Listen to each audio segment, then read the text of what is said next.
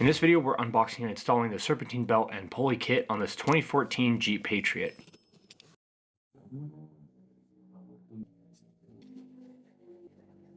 In this kit, you'll find the serpentine belt, tensioner pulley, and you'll also have the upper and lower idler pulleys. Tools required for replacing the serpentine belt and all the pulleys mentioned is a 1/2-inch electric impact, pry tool, 3/8 ratcheting wrench, 1/2-inch extension, 16mm end wrench,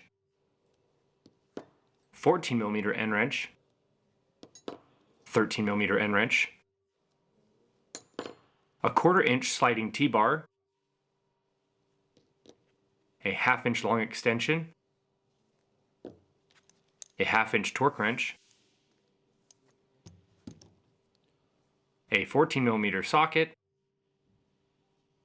a 13mm deep socket, a 10mm deep socket, 13mm deep socket, and 19mm deep socket. To start today's project, we'll open the hood and place the support rod. Go ahead and remove the engine cover, and then use a 13mm deep socket on the impact to remove the overflow bottle mounting bolt. Remove the bolt, then use a pry tool to remove the overflow bottle hose clip. Then move the overflow bottle aside. Use the 19mm socket to break loose the front right wheel lug nuts. Lift the vehicle. Then use a 19mm socket on the electric impact to finish removing the lug nuts. Then remove the wheel. Use a pry tool to remove the fender liner clips on both driver and passenger side.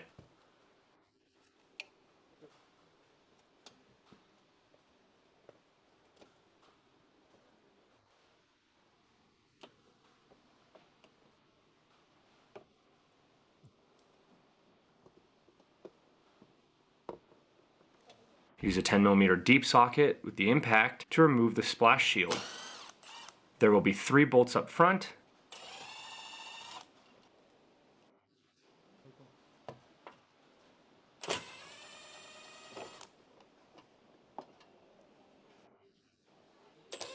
three in the back,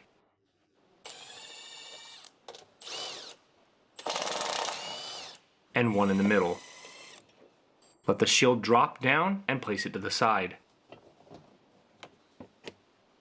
Using a 16mm end wrench, we'll be loosening the tensioner and removing the belt. When removing the serpentine belt, it is always recommended to take a photo of the belt routing to help with reinstallation.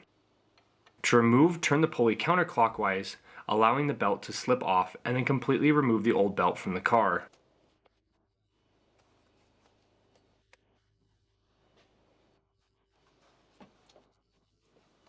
Use a 16mm end wrench to remove the lower idler pulley.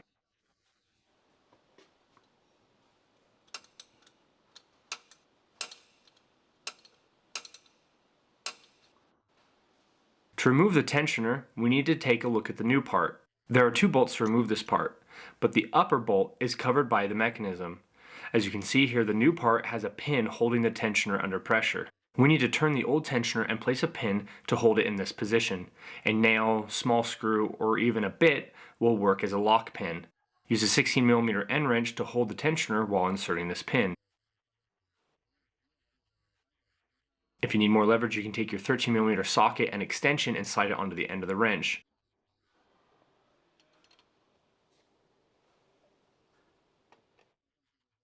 We used a Phillips bit to lock the tensioner.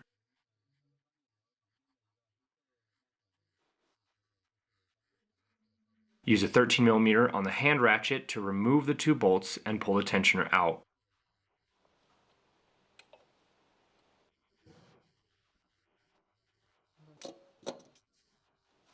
This is what the old part looks like with our pin setup, again allowing us to remove the 2 bolts. Use a 16mm end wrench to remove the final idler pulley. This is located above the tensioner on the right.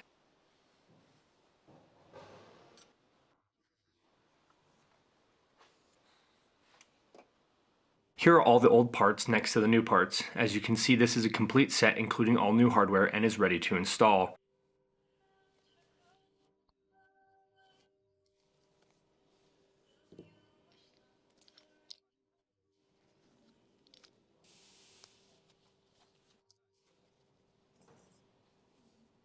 One thing to point out before installing this kit is that one of the idler pulleys is slightly different than the original.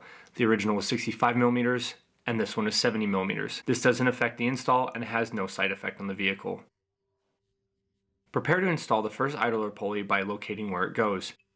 You can clearly see it here. After getting the hardware started, we'll finish tightening it with the 14mm on the slide bar. We will also use a 13mm socket with an extension for extra leverage.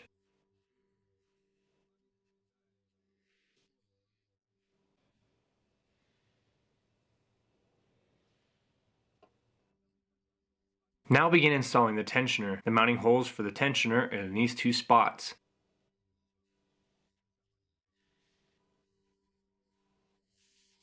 Placing the tensioner can be tricky. We found it best to orient it like this and then rotate it 90 degrees and tilt upright as you move it into position.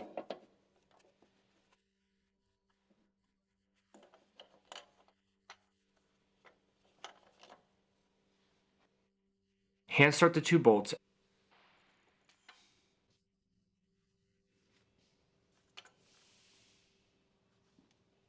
and then use a 13mm socket with a ratchet to tighten.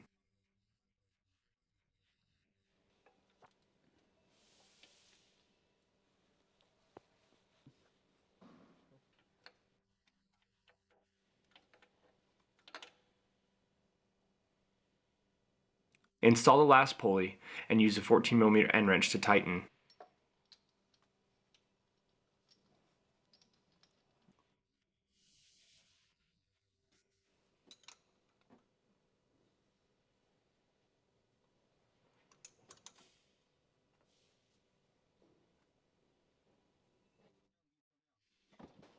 Next, lower the vehicle. We found it easier to start the serpentine belt from above.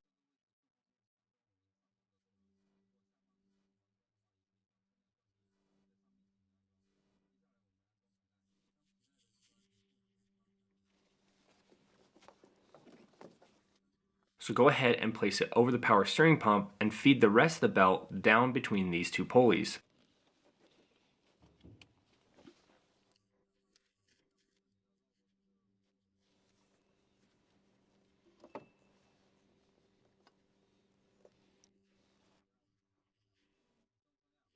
Lift the vehicle and finish the belt routing from below. New belts are always difficult to work with, but we were able to get it on fairly easily by routing it in this order. Up and over the water pump,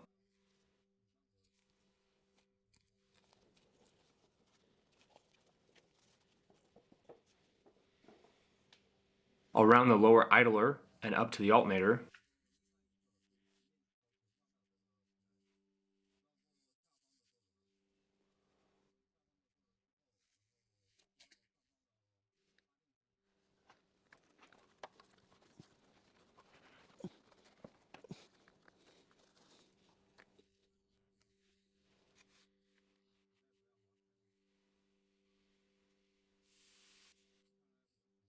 back on the left side after the water pump, run it over the tensioner,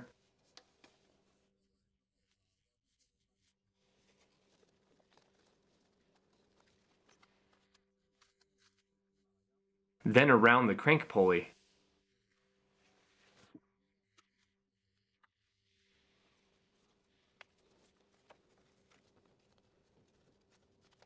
We keep the belt off the AC pulley until the very end. This works well because it's the easiest to work with and has plenty of space.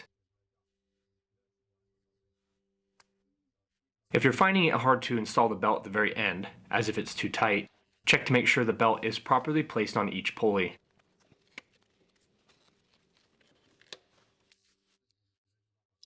After we have the belt over all the pulleys, go around one more time and make sure that it is in the correct position on each one.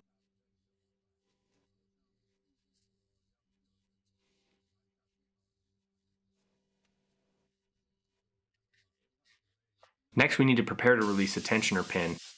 Grab your 13mm end wrench and place it onto the tensioner. If you need more leverage, you can take your 13mm socket and extension and slide it onto the end of the wrench. Turn the tensioner and hold it steady and pull the lock pin with your other hand. Once the pin is out, you can release the tensioner.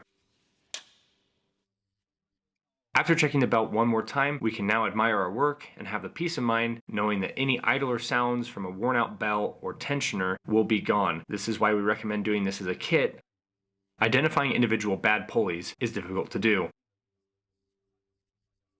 To finish this project up, we'll reinstall the splash shield.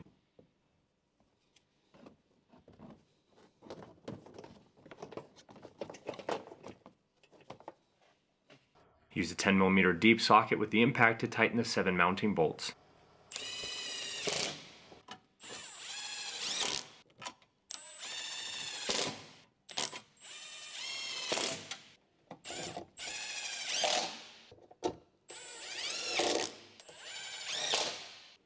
Reinstall the fender liner clips on the driver and passenger sides of the vehicle.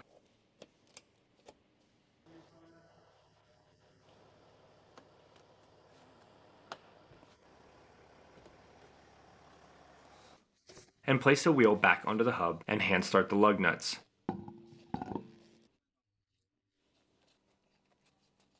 Use a 19mm deep socket with the electric impact to tighten the wheel lugs and lower the vehicle. Install the overflow bottle. Clip the hose back into place and hand start the 13mm bolt, and then use an end wrench to tighten.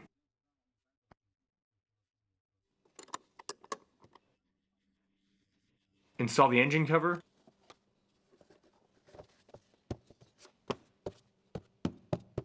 and remove the support rod and close the hood.